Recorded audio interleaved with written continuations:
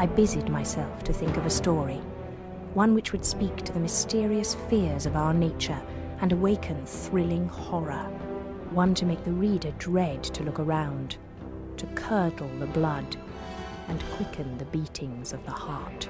It's alive! It's alive! It's alive! It's alive!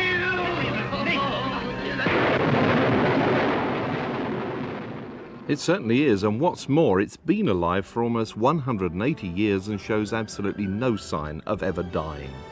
It, of course, is the man-made monster created by the scientist who gave to it his own name, Frankenstein.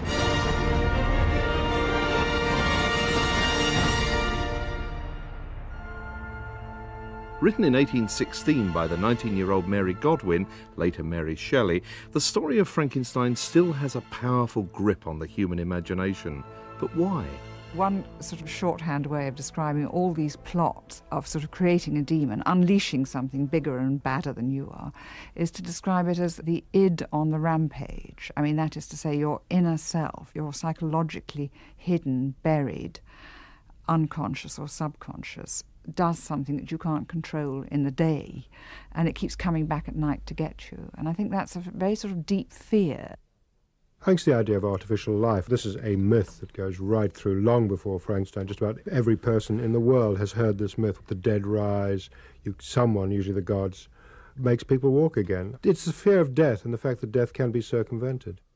It's capable of being simplified very drastically into two basic moments, the creation and the running amok.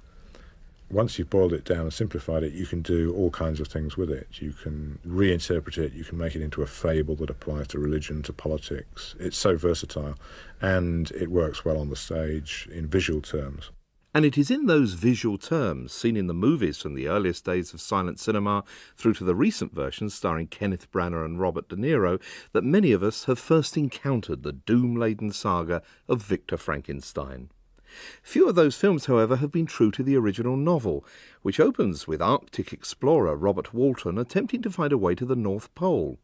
Among the desolate wastes, Walton sees a huge creature driving a dog sled across the ice, being pursued by a desperate man. That man is Victor Frankenstein, a student of science from Geneva who confesses to Walton that the creature he is chasing is a man which he himself has put together from dead bodies and then brought to life.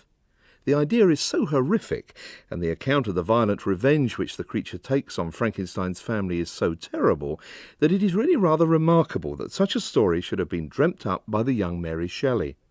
Marilyn Butler, rector of Exeter College, Oxford. Frankenstein seems a sort of fluke, because it's Mary Shelley's first novel, and when she wrote it she was only 19.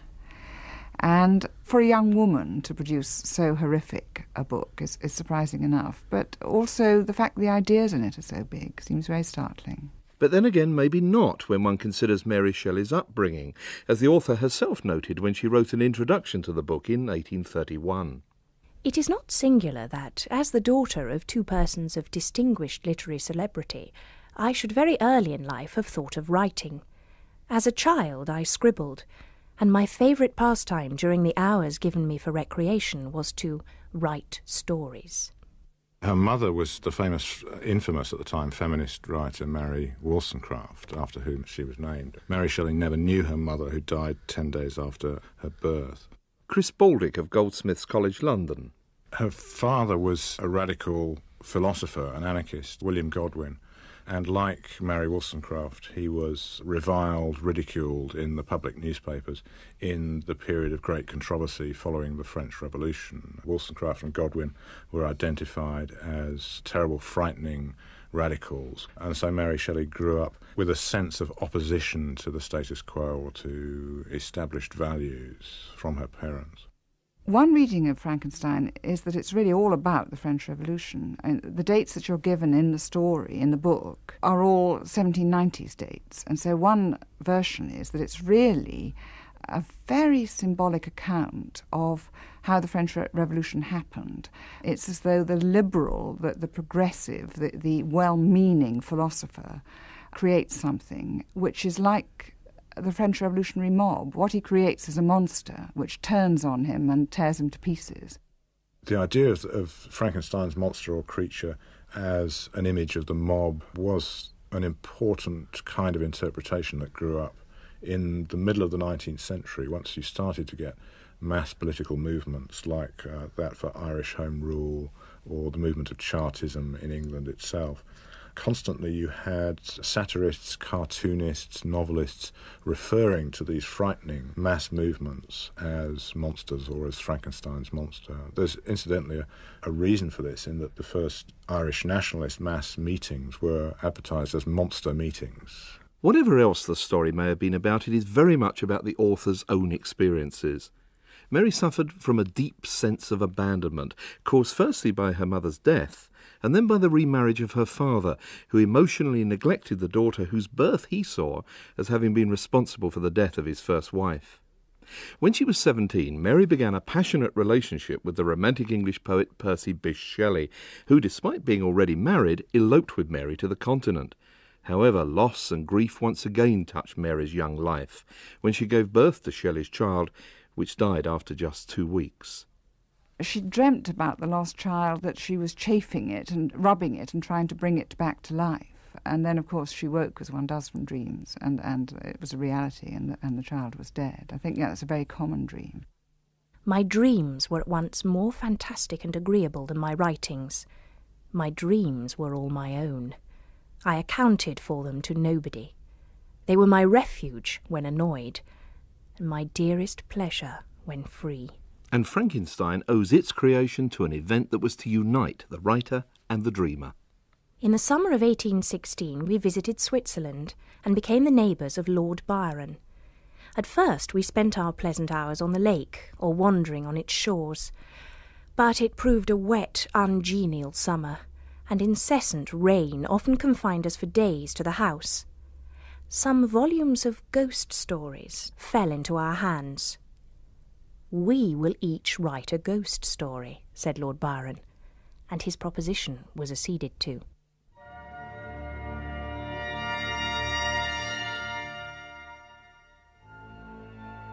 As well as Mary and the two poets, Shelley and Byron, there was Mary's stepsister, who was herself in love with Shelley, and John Polidori, Byron's doctor and sometime lover. The atmosphere was highly charged. Outside, the winds roaring, torrential rain lashing down.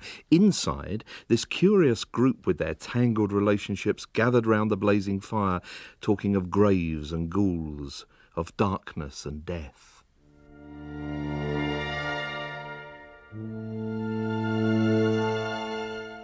When I placed my head on my pillow, I did not sleep, nor could I be said to think. I saw, with shut eyes but acute mental vision, I saw the pale student of unhallowed arts kneeling beside the thing he had put together.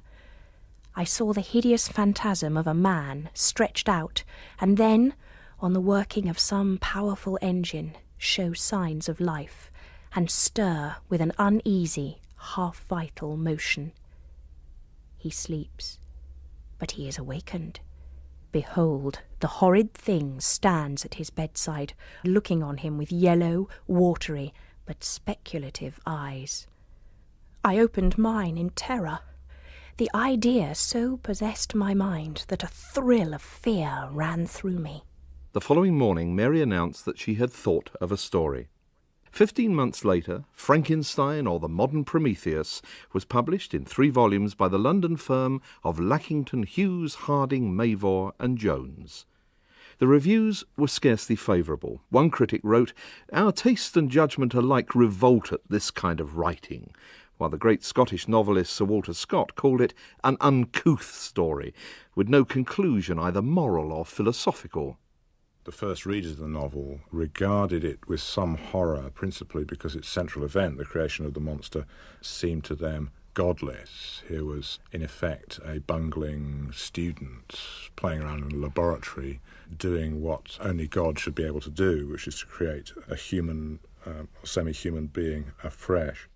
The story of Frankenstein was seen as not only unholy, a tale of a man usurping God as creator of life, but also as unnatural, a man born without the need for a woman to give birth. The story interests modern feminists partly because you can sum it up as a man who tries to have a baby without a woman. And I think there's a very strong emotional identification when you read the book, which is not always there in the films. That is, that the really sympathetic character is the monster or the creature, because it's he who's abandoned and alone. And I mean, I think that the sort of pain of the creature is the biggest thing in the book, really. Oh, Frankenstein, I am thy creature. I ought to be thy Adam, but I am rather the fallen angel. Everywhere I see bliss, from which I alone am excluded. You, my creator, abhor me. If the multitude of mankind knew of my existence, they would do as you do and arm themselves for my destruction. Shall I not then hate them who abhor me?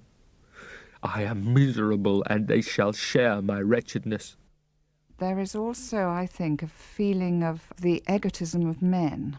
I mean, I think she may well have felt that her father had let her down and he'd abandoned her when she ran away. So you could argue that the story is written either from the point of view of a child that's lost its parent or out of a kind of guilt about parents who neglect you and abandon you and regret. She's unconsciously, to some degree, protesting against the rather lavish self-dramatisation both of Percy Shelley and obviously of Lord Byron, who was famously self-dramatising. Mad, bad and dangerous to know. Mad, bad and dangerous to know, yes. And that their danger was a more widespread problem of, you could say, masculine ambition, because the story is about a kind of ambition that goes too far, both in the case of Victor Frankenstein himself and in the frame story of Robert Walton, the explorer, who is going too far in seeking the North Pole. In a series of letters at the beginning of the novel, Walton writes to his sister in England telling her that in Victor Frankenstein he has found a companion who not only understands but shares the depths of his ambition. My affection for my guest increases every day. He is not so utterly occupied by his own misery, but that he interests himself deeply in the projects of others. He has frequently conversed with me on mine, which I have communicated to him without disguise. I was led by the sympathy which he evinced to say how gladly I would sacrifice my fortune, my existence, my every hope to the furtherance of my enterprise. One man's life or death were but a small price to pay for the dominion I should acquire over the elemental foes of our race. Walton and Frankenstein are very similar characters, and in fact they immediately like each other. And a very brotherly male bond is set up between the two of them. And they seem to be egging on the worst side of one another, because while all the crew want to turn back, Frankenstein actually eggs Walton to go on, so that they are the two great egotists, the two solitaries who don't really care about their wives and their children.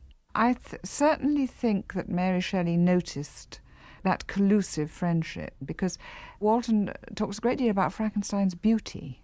And, of course, Frankenstein making this male creature talks about its beauty too. And I think it's either homoerotic or it's narcissistic. I mean, that they only want to make something that is their own ideal version of themselves.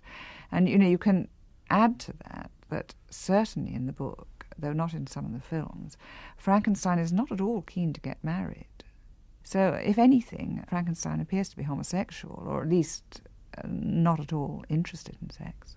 Perhaps this is not too surprising, since as a scientist experimenting with revolutionary ideas, his primary thought is for his studies. The novel Frankenstein is, after all, concerned with the issues of an age in which it was written, a respect for rational thought and natural philosophy, and a veneration of the power of science. I would call it a philosophical novel of a strangely gruesome kind. It's up to date. It's about the age of reason and science at the end of the 18th century. I think it is true science fiction. It's the first great vision of how science is both intensely progressive and helpful to humanity, and it's a very human achievement. And then the opposite is also true, that it might be very dangerous and it might be anti-human in the way that it's actually used and exploited. It is really the grandmother of all the others. The book is often thought of as a kind of proto-science fiction. Film critic Kim Newman. Although, when you read it closely, it might as well be magic that brings the monster to life. I think that she does what, in fact, quite a lot of science fiction writers do, is use tiny bits of science and then make the rest up. It's still, I think, very much a teenage girl's book, and you can see the cracks she's papered over in her haste to get to the things that interest her.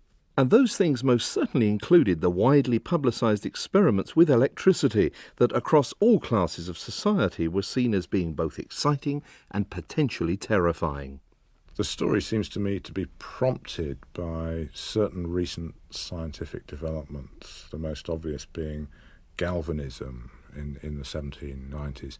People were experimenting quite often with human corpses, more often with frogs and others, with the results of electrification on muscular systems, and the idea that ultimately these experiments would lead to bringing corpses back to life was partly in the air. The storm will be magnificent. All the electrical secrets of heaven. And this time we're ready. Hey, Fritz? Ready. And look, here's the final touch. The brain you stole, Fritz. Think of it. The brain of a dead man, waiting to live again in a body I made with my own hands. With my own hands. The archetypal mad inventor, Colin Clive as Henry, rather than Victor, Frankenstein, in the 1931 Universal film directed by James Whale, whose films had included the First World War drama Journey's End. This film made a star of the English actor playing the creature, who was represented in the opening credits by nothing more than a question mark.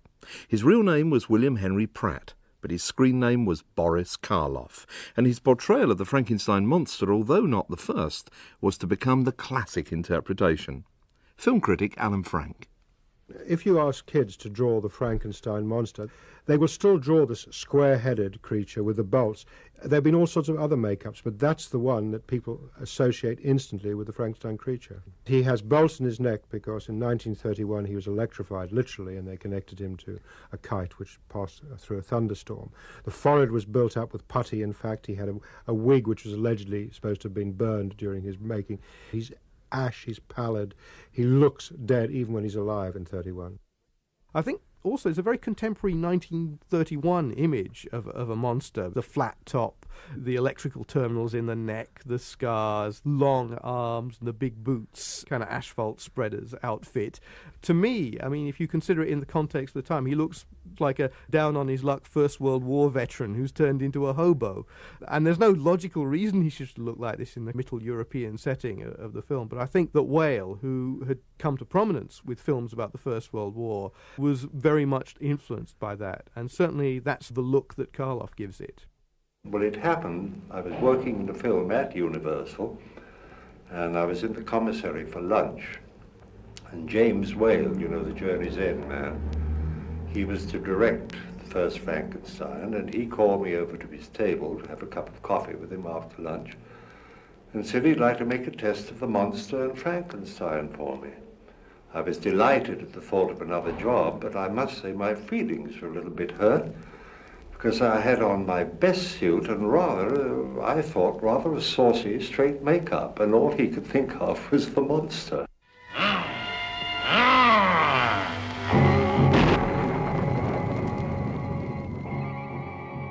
He was genuinely chilling. He was inarticulate. He roared. He himself said when he had to speak in Bride of Frankenstein, it was a mistake. If you read the original book, the creature is one of the greatest bores in literature. He drones on and on. No wonder people rush the Arctic to get away from him. But Karloff was a superb pantomime artist. He made you feel pity. He made you feel terror. The Frankenstein film was heavily censored, and in some parts of America, even advertisements for it were banned. For many years, due to the snipping of the censor's scissors, the film was not seen as James Whale had intended, and ironically, the cuts that were made did not always achieve the desired effect. The scene that was originally censored is the sequence where the monster meets the little girl and they play floating flowers in the lake, and then he tries to float her in the lake and she drowns. And the odd thing is that the cut made it seem as though the monster had deliberately murdered the girl, rather than it being a tragic accident. It's one of those cases where censorship made the horror seem actually worse. However, notoriety only added to the film's appeal, and during its first release it earned $1 million and was so successful that it spawned a string of sequels. The Universal series continued with Son of Frankenstein, Frankenstein meets the Wolf Man, and ultimately Abbott and Costello meet Frankenstein. After that, there was sort of a 10-year hiatus before Hammer Films came back with Curse of Frankenstein in 1957, and they started their own cycle of period horror movies, which are very much patterned on the earlier Universals, but with a dynamism and, I suppose, an explicitness in gore and sex that they didn't have. I can't prove you murdered him, but I can stop you using his brain. Why? He has no further use for it? Don't be a... Be careful! You damage it! Get out! Get away from here! Leave me alone! Get out of here! If you've damaged it... If you've damaged it...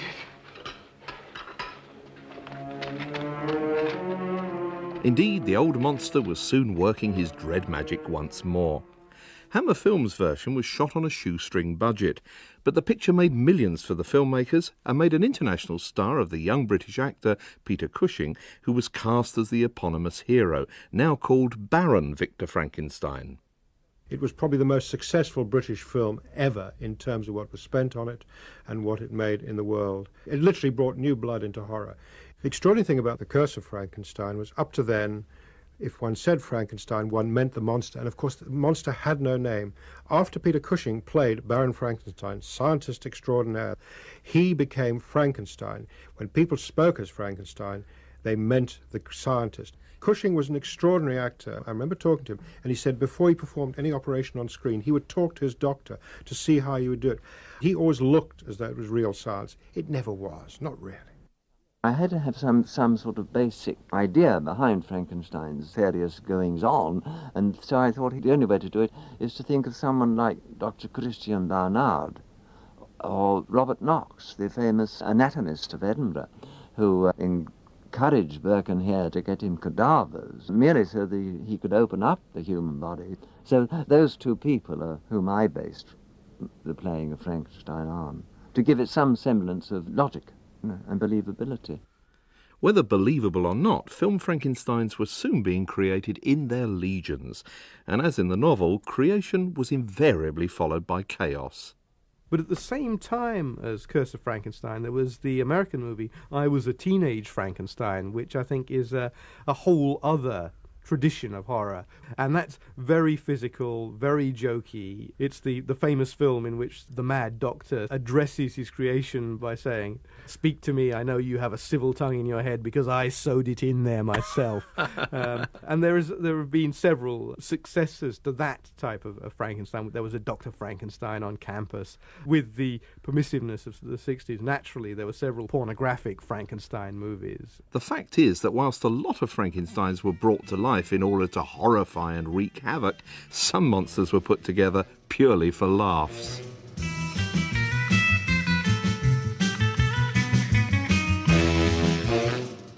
The monsters are your ordinary American suburban family. Dad goes to work, Mom looks after the house. The only difference is that Herman Munster, in fact, is Frankenstein's monster, but played for charm.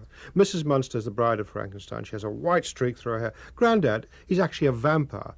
The young son, Butch, looks as though he's been involved in some rather unfortunate crossbreeding with wolves. It was an American sitcom, because by then your monsters are family friends. They're friendly. Bugs Bunny, for instance, met the Frankenstein monster, not once, but I think 3 or 4 times. Once you're into Warner Brothers cartoons, once you can actually take that down into comic strips, which of course you can. Frankenstein's been in all sorts of comic strips. Then you know it's as much a real-life myth as any of the old Roman gods. In the cinema, one of the distinguishing features of the Frankenstein legend, almost as important as it were as the monster's facial scars, has been their tendency towards outrageousness. Hence such films as The Erotic Rites of Frankenstein, Jesse James Meets Frankenstein's Daughter, and in 1975 a high-camp musical version, The Rocky Horror Picture Show, with Tim Curry as the transvestite Frank N. Furter.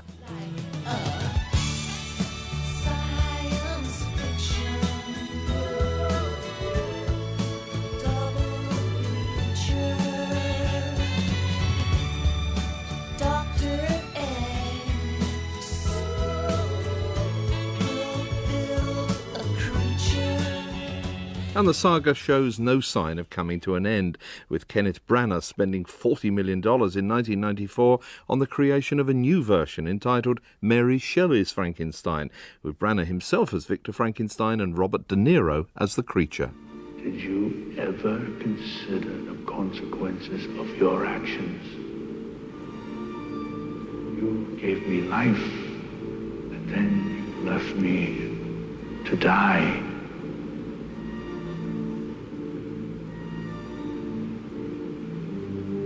Who am I? Placing Mary Shelley's name above the title certainly came as a refreshing change after so many films that have totally ignored the original book. We've had too many stories about the monster. What you're actually interested in is why this happened. And I think the strength of Mary Shelley's Frankenstein is that it works very well as a good romantic drama, melodrama if you like, even when the monster's nowhere to be seen. What about the creation in that film? Because this seems to me one of the sequences that is not described in the book and yet is absolutely key to any film. Absolutely right. And in Mary Shelley's Frankenstein, it is superb. The machinery is clearly jerry-rigged. Ropes are pulled, the sarcophagus full of amniotic fluid, and the monster to be hurtle across the ceiling. There's one marvellous shot at a porthole in this copper sarcophagus where you see the hand suddenly twitch, and you know before Frankenstein does, it's worked. It's alive. It's alive.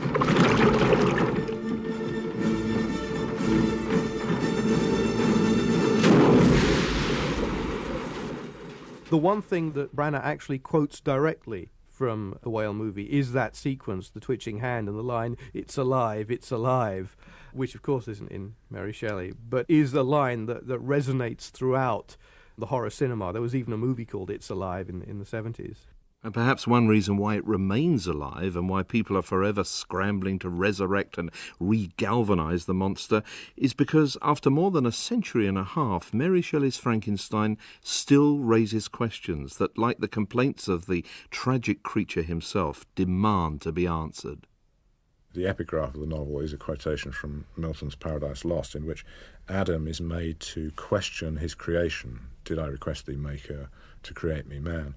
So she is rather dangerously going back to the whole idea of the creation and asking, is it all a mistake? Was it a bungle? Is God a medical student who's just messing us around? I think the thing that's made Frankenstein really topical again is genetic engineering, because really the idea that you could sort of create a whole race, I think, does horrify people. I mean, it's as though humanity has been believing confidently that somebody is in control, that there is a God out there who in the last resort has got his hand on the steering wheel.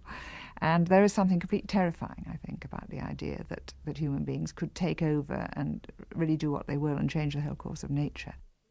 Supremely frightful would be the effect of any human endeavour to mock the stupendous mechanism of the creator of the world. His success would terrify the artist.